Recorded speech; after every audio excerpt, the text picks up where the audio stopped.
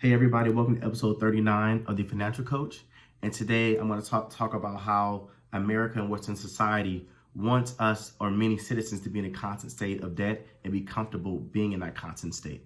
So this is one of the things I've been thinking about the past few months or the past 6 months or so is where when I start to look back at life and when they talk about the American dream, they highlight and talk about, going to school, likely college, right? To get a good job, right? And then get married with kids and a house and a car and show your status through some of the material things that you've accumulated over your life. That's not necessarily bad, but I started to realize people are doing these things, but they're still taking L's when it comes to being financially stable, right? When their economy has a downturn, when there's layoffs, all these things that you have debt on that you've been paying for is starting to come back to you in a negative way. And so I started to think about how America and our consumerism is based on debt and buying things we actually can't afford. Not to say that you can't go to college, get married, buy a car, buy a home, but you see somebody at 31, 32, got a relatively good job from college, but still got that 30, 40, 50 grand in debt. They get married, 30, 40 grand for the wedding. They buy that house, almost $500,000 now. They buy that car. And if one little thing slip up where they lose that income, now those bills pack up. Now that credit card debt goes to the roof at 20% interest rate.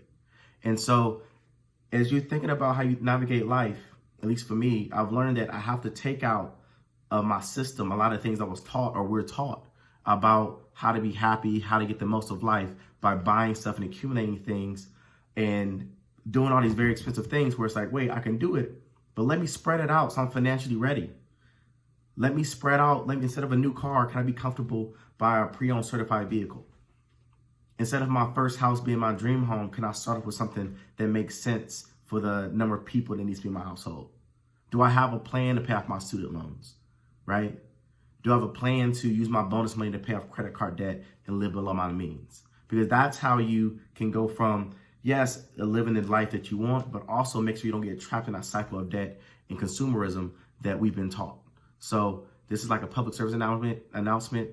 Take some time to be around people, learn things to unteach yourself regarding buying endless things and borrowing money, because it's not necessarily natural. It's not necessarily normal.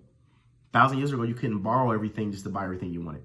In many countries today, you can't borrow money for school. You can't borrow money for a house or a home, which could be a benefit in America to borrow money for education. But at the same time, people are borrowing things and situations in life happen where they can no longer pay it back, and it can financially ruin them for a long period of time. So just please be on the lookout that you can do all these things, but have a plan for the school, have a plan for the car, the home, the marriage, the children, financially, right? Even if you're not sure when or where or how, every little thing, at least thinking about it puts you in a better situation. And oh shoot, I got a job. Oh shoot, I got debt that I got to pay back. Oh shoot, I'm getting married, but I didn't plan out how to pay for this wedding.